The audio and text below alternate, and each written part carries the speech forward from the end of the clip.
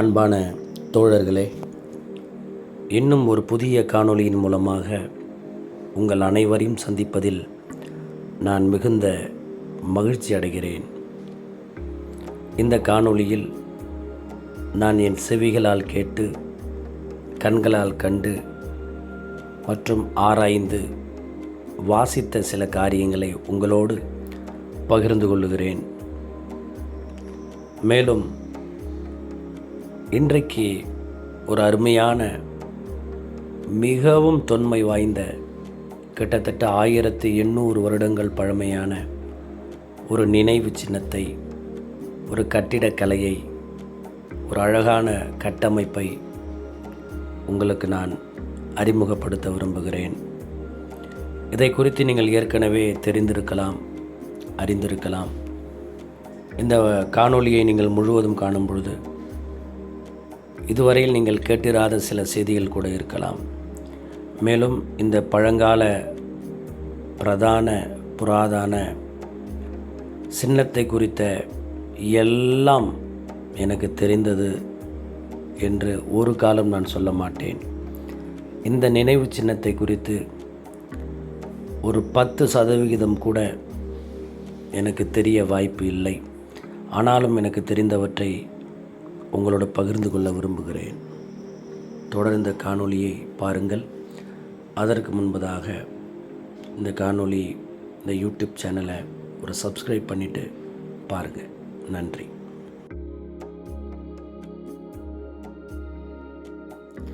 என்னுடைய சிறு வயது தொடங்கி இந்நாள் வரைக்கும் எத்தனையோ 100 முறை இந்த நினைவு சின்னத்தை பார்த்திருப்பேன், இதன் வழியாக கடந்திருப்பேன். ஆனாலும் இதை குறித்த ஒரு கேள்வியும், இதை ஆராய்ச்சி செய்ய வேண்டும் என்ற ஒரு வாஞ்சையும் எப்பொழுதும் என்னுடைய மனதில் இருப்பதுண்டு. இந்த நினைவு சின்னம் இருக்குமிடம் மயிலாடுதுறை மாவட்டம் சீர்காழி தாலுகா பூம்புகாருக்கு அருகில் இருக்கிற சாயாவனம் என்கிற பகுதியில் இந்த நினைவு சின்னம் இருக்கிறது. இன்றைக்கு இருக்கிற பூம்புகார் கடற்கரையிலிருந்து சுமார் 1.5 கிலோமீட்டருக்கு முன்பாக மேற்கு திசையில் இந்த நினைவு சின்னம் இருக்கிறது. இந்த நினைவு சின்னம் பூம்புகாருக்கு அருகிலேயே இருப்பதால் இன்னும் சிறப்பானது. சோழர்களின் தலைநகரமாய் விளங்கிய பூம்புகார், அதற்கு முன்பு உள்ள பெயர் புகார், சமாபந்தி மற்றும் காவேரி பூம்பட்டினம், இன்னும் அநேக பெயர்கள் அதற்கு உண்டு. இந்த பூம்புகார் சோழர்களின் தலைநகரம். சங்ககால சோழர்கள் இங்கே வாழ்ந்திருக்கிறார்கள். நீங்கள் பார்த்து இவ்வளவு நேரம் இந்த காணொலியில் வாசித்து கொண்டிருக்கிற இந்த நினைவு சின்னம் பல்லனேஸ்வரம் என்ற பெயரில் 1800 ஆண்டுகளுக்கு முன்பு அழைக்கப்பட்டிருக்கிறது. பல்லவனேஸ்வரம் அல்லது பல்லனேஸ்வரம். இன்றைய நாட்களில் அதை சாயவனம் என்றும் மேலையூர் என்றும் அழைக்கிறார்கள். பாருங்கள், நான் உங்களுக்கு ஃபுல்லாக காட்டுறேன். நீங்கள் அநேகமாக அந்த காணொலியில் வந்த போர்டெல்லாம் படிச்சிருப்பீங்க. அகழ்வாய்வு அடையாள சின்னங்கள் பல்லவனேஸ்வரம். இன்றைக்கு உள்ள பேர் சாயவனம். இதை எத்தனையோ 100 முறை இந்த ரோட்டு வழியாக போயிருப்பேன், சாலை வழியாக. நீங்கள் பாருங்கள், அது ஒரு சாலை தான். எத்தனையோ முறை முயற்சி இருப்பேன், ஆனால் ஒரு முறை கூட என்னால் உள்ளே போக முடியல. இன்றைக்கு நான் போக எனக்கு ஒரு வாய்ப்பு கிடைத்தது. அதை நான் உங்களுக்கு காட்டுறேன்.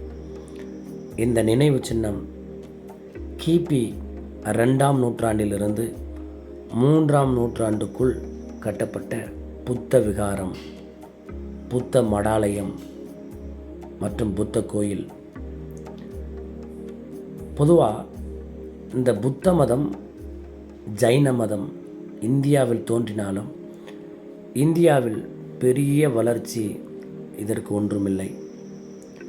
இது கடலை கடந்து தெற்காசியா, கிழக்கு ஆசியா, மத்திய ஆசியா ஆகிய நாடுகளில் புத்த மதமும் சைன மதமும் வேகமாய் வளர்ந்து பரவியது.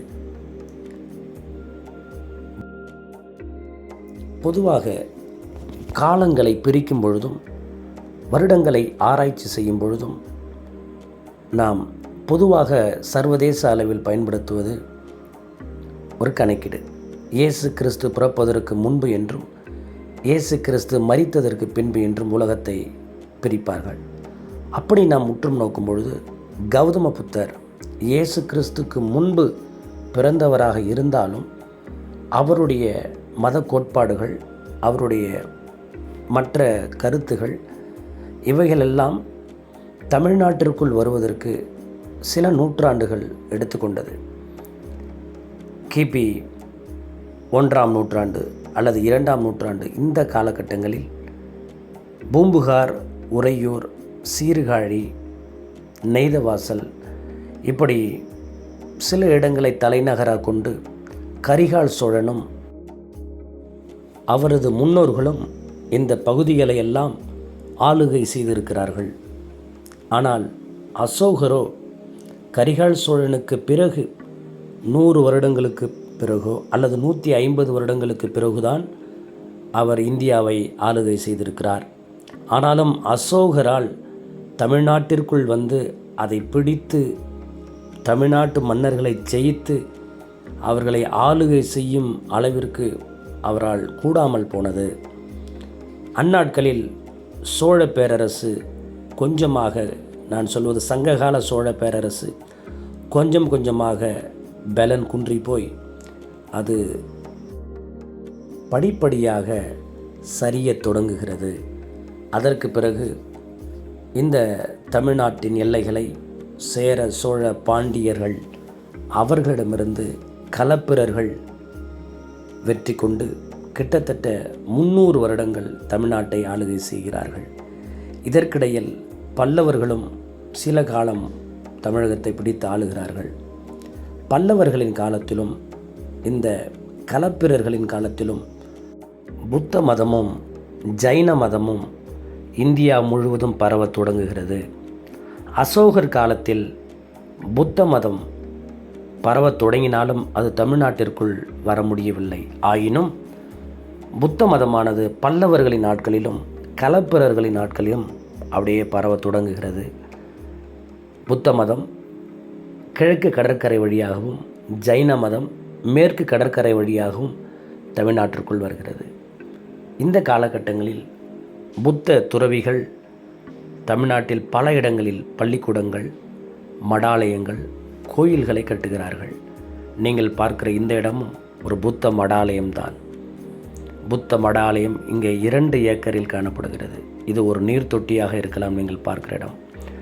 மேலும் இங்கே பயன்படுத்தப்பட்ட செங்கற்களெல்லாம் நீங்கள் பார்த்துருப்பீங்க. ஒவ்வொரு செங்கற்களும் சோழர்கள் காலத்தில் பயன்பட்ட செங்கற்களை விட பெருசு. அதாவது இடைக்கால சோழர்கள் பயன்படுத்திய செங்கற்களை தீவுக்கோட்டையிலும் அதனோடு கூட கங்கை கொண்ட சோழபுரத்திலும் உங்களுக்கு காண்பித்திருப்பேன். அந்த அளவுகளை விட மிகவும் பெரியது சங்க காலத்தில் பயன்படுத்தப்பட்ட செங்கற்கள். நான் எந்த ஒரு மதத்தை அல்லது ஜாதியை உயர்த்தியோ அல்லது தாழ்த்தியோ அல்லது கட்டாயமாக நீங்கள் பின்பற்றணும் என்று சொல்லியோ இந்த காணொளியில் நான் இங்கே வற்புறுத்தவில்லை. மாறாக நாம் வாழ்ந்து கொண்டிருக்கிற இந்த நிலப்பகுதியில் எப்படிப்பட்ட நினைவு சின்னங்கள், எப்படிப்பட்ட மன்னர்கள், எப்படிப்பட்ட காரியங்கள் எல்லாம் நிகழ்ந்திருக்கிறது என்பதைத்தான் உங்களோடு நான் பகிர்ந்து கொண்டிருக்கிறேன். சங்ககால நூல்களான அகநானூறு, புறநானூறு, பட்டினப்பாலை, பதிற்றுப்பத்து, பரிபாடல் மற்றும் இப்படிப்பட்ட மணிமேகலை, சீவக சிந்தாமணி, சிலப்பதிகாரம் ஆகிய நூட்களிலெல்லாம் இந்த பல்லவனேஸ்வரம் மற்றும் பூம்புகார் ஆகிய குறிப்புகளை நீங்கள் பார்க்க முடியும். புத்த விகாரம் என்பது புத்த துறவிகள் தங்கி அங்கே படிப்பதற்கும் ஞானத்தை கற்றுக்கொள்வதற்கும் மற்றும் புத்த கோட்பாடுகளை பகிர்ந்து கொள்வதற்கும் பயன்படுத்திய இடங்கள். இந்த இடம் அவர்கள் தங்கிய மடாலயங்களாகவும் மேலும் ஒரு சின்ன கோயில் இருந்ததாகவும் சொல்கிறார்கள். இந்த மியூசியம் உள்ள அருங்காட்சியகத்திற்குள்ளே நான் போகும்பொழுது மற்ற காரியங்கள்லாம் காண்பிக்கிறேன்.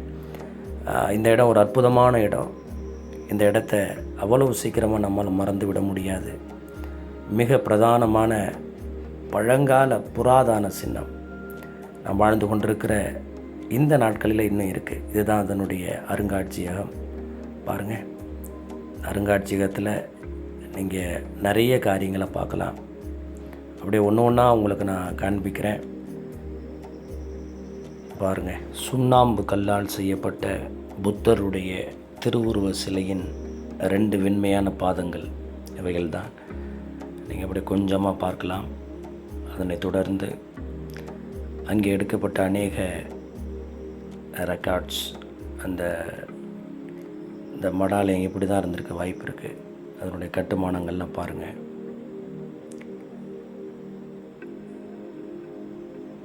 கொஞ்சம் முடிஞ்ச வரைக்கும் பாருங்கள். நான் முடிஞ்ச வரைக்கும் உங்களுக்கு அதை காண்பிக்கிறேன்.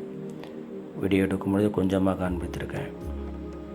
இதெல்லாம் இந்த பல்லவனேஸ்வரம், இந்த சாயவனத்தை சுற்றி இருக்கிற அநேக நினைவு சின்னங்களை உங்களுக்கு காண்பிக்கிறாங்க.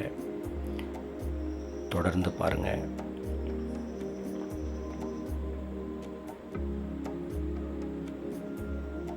நான் இங்கே பார்த்து ரொம்ப வியந்த ஒரே ஒரு காரியம் என்னென்னா, அந்த நாட்களில் கட்டிடங்களை கட்டுவதற்கு, நினைவு சின்னங்களை கட்டுவதற்கு பயன்படுத்தப்பட்ட செங்கற்கள், அதை பார்த்து ரொம்ப வியந்து போனேன்.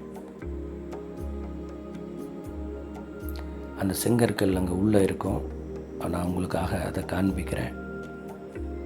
இப்போ இருக்கிற செங்கற்களை விட குறைந்தது 7 அல்லது 8 மடங்கு பெரிய அளவு.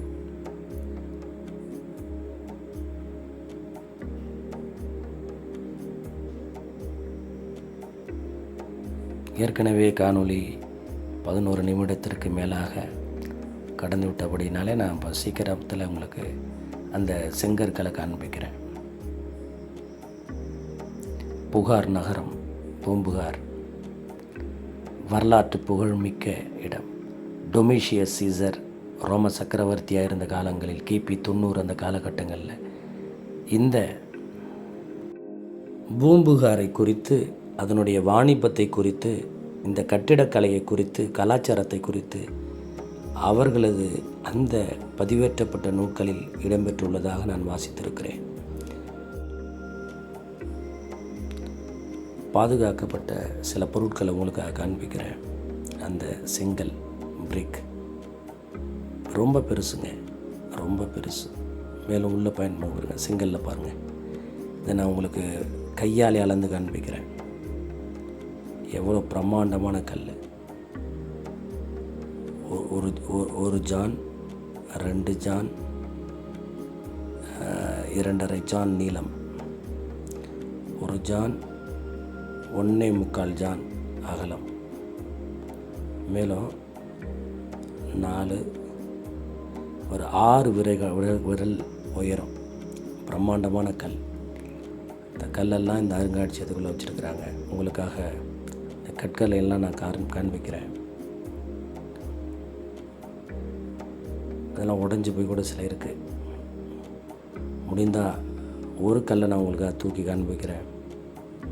இது ரொம்ப பிரம்மாண்டமான கல். இந்த கல்லை நம்ம அளவு பார்க்கலாம். அந்த கல்லை விட கொஞ்சம் சின்னது. இது முதல்ல காண்பித்த கல்லை விட கொஞ்சம் சின்னது. வித்தியாசமான கல். அஸ்திவாரத்திற்கு ஒரு விதமான கல்லை பயன்படுத்தியிருக்கிறார்கள். மேலே கட்டுமானத்திற்கு ஒரு விதமான கற்களை பயன்படுத்தியிருக்கிறார்கள். இதில் ஒரு கல்லை நான் முடிந்தால் உங்களுக்காக தூக்கி காண்பிக்கிறேன். உண்மையாகவே பாருங்கள், என்னால் தூக்கவே முடியல. குறைந்தது 20லேருந்து 25 கிலோ வெயிட் இருக்கும். இடைக்கால சோழர்களாகிய ராஜராஜ சோழனும் அவரது மைந்தன் ராஜேந்திர சோழனும் நம்முடைய பகுதியை ஆட்சி செய்து கொண்டிருக்கும் பொழுது, அன்றைக்கு கடாரம் என்று அழைக்கப்பட்ட, இன்றைக்கு கிடா என்ற ஒரு ஸ்டேட் அங்கே மலேசியாவில் இருக்குது. அந்த பகுதியை சுற்றி சில நாடுகளை ஆட்சி செய்தவர் ஸ்ரீ விஜய ரத்துங்க வர்மன் அப்படின்னு சொல்லி ஒரு மன்னர். அவர் ராஜராஜ சோழனோட நட்புறவு கொண்டவர். அவர் ராஜராஜ சோழன்கிட்ட வேண்டுதல் செய்து அவர் ஒரு புத்த விகாரத்தை நாகப்பட்டினத்தில் கட்டுறதுக்காக அவர்கிட்ட கெஞ்சினார். அதனால் ராஜராஜ சோழன் அங்கே கட்டி கொள்ளும்படி அனுமதி கொடுத்தார். அதன் பேர் சூடாமணி என்று சொல்லுவாங்க, சூடாமணி விகாரம். அதற்கு பிறகு இன்னும் அது அங்கே இருக்குது. ராஜேந்திர சோழனுடைய காலத்திலும் அப்படிப்பட்ட ஒரு விகாரத்தை கட்டியிருக்கிறாங்க. நண்பர்களே, நிறைய புத்த விகாரங்கள் தமிழ்நாடு எங்கும் கட்டப்பட்டிருக்கிறது. மகேந்திரன் என்று சொல்லி ஒரு மன்னன் காஞ்சிபுரத்தில் அருகிலிருந்து பல்லவர்களின் நாட்களில் நிறைய விகாரங்களை கட்டியிருக்கிறாரு. அவர் தான் கிபி 4ஆம் நூற்றாண்டு அல்லது 5ஆம் நூற்றாண்டு காலகட்டங்களில் இங்கேருந்த பல்லவர்களின் நாட்களில் இலங்கைக்கு இந்த புத்த கோட்பாடுகளை, புத்த மதத்தை அவர் நாடு கடத்தினார் என்று நம்ம சொல்லலாம். சீர்காழி தாலுகாவில் பூம்புகாருக்கு அருகில் இப்படிப்பட்ட ஒரு புத்த விகாரம் இருப்பது என்று கேள்விப்படும் பொழுது நமக்கு மிகுந்த மகிழ்ச்சி அளிக்கிறது. மேலும் சீனத்து பயணியும் சீனத்து வரலாற்று ஆசிரியரும் சீனத்து புத்த மத துறவியுமான யுவான் சுவாங் இந்த இடத்திற்கு பார்வையிட்டு இங்கே தங்கி அவர் இங்கே வரலாற்று காரியங்களை பதிவு செய்திருப்பது உண்மை. புத்த மத கோட்பாடுகள் சீன தேசத்தில் சரிவர போய் சேராதபடினாலும் பௌத்த மத சம்பந்தமான சகல நூல்களையும் மற்றும் அநேக கருத்துகளையும் அவர் ஆராய்ச்சி செய்வதற்கும் அதை அவருடைய நாட்டிற்கு கொண்டு செல்வதற்காக இந்தியா முழுவதும் அவர் பயணம் செய்தார். அந்த நாட்களில் தான் இங்கே வந்திருக்கிறார். இது ரொம்ப வரலாற்று புகழ்மிக்க இடம். அவர் தன்னுடைய குறிப்பேடுகளில் இந்த பல்லவனேஸ்வரம் என்று அழைக்கப்படுகிற இந்த ஏரியாவை பற்றி அவர் எழுதியிருக்கிறார். ஆகவே பூம்புகார் பட்டினம் புத்த மதத்திற்கும் ஜைன மதத்திற்கும் கிபி 3ஆம் நூற்றாண்டிலிருந்து கிபி 5 அல்லது 6ஆம் நூற்றாண்டு வரை அடைக்கல பட்டணமாக திகழ்ந்திருக்கிறது. பல வெளிநாட்டவர்கள், பலவிதமான மன்னர்கள், பலவிதமான துறவிகள், பலவிதமான வாணிபங்கள் இந்த பூம்புகாருக்கு அருகில் நடந்திருக்கிறது. பூம்புகார் சங்ககால சோழர்களின் தலைநகரம். பூம்புகார் புத்த கோட்பாடுகள் மற்றும் ஜைன கோட்பாடுகளுக்கு அடைக்கல பட்டணமாக திகழ்ந்திருக்கிறது. பூம்புகாரை குறித்து பல நாடுகளில் பலவிதமான வரலாற்று ஆசிரியர்கள் பலவிதமாக மேன்மையாக தங்களுடைய கருத்துக்களை பகிர்ந்திருக்கிறார்கள். வெனிஸ் நகர பயணி Marco Polo, Fahien, Yuan Chwang இப்படிப்பட்ட வரலாற்று ஆய்வாளர்களும் இந்த காரியங்களை பகிர்ந்திருக்கிறார்கள், பதிவு செய்திருக்கிறார்கள். தாலமி என்று சொல்லப்படுகிற கிரேக்க வரலாற்று எழுத்தாளரும் இந்த பூம்புகாரை குறித்து எழுதியிருக்கிறார் என்று நான் வாசித்திருக்கிறேன். தொடர்ந்து உங்களுக்கு வாய்ப்புகள் இருக்குமாயின் இந்த நல்ல ஒரு இடத்தை நீங்கள் போய் பாருங்கள், வரலாற்று காரியங்களை ஆய்வு பண்ணுங்கள். நாம் வாழ்ந்த இடம், நாம் வாழ்ந்து கொண்டிருக்கிற இந்த இடத்தில் பல நூற்றாண்டுகள், பல்லாயிரம் ஆண்டுகள் நினைவு சின்னங்கள் இருக்கு என்பதை தெரிவித்துக் கொள்கிறேன்.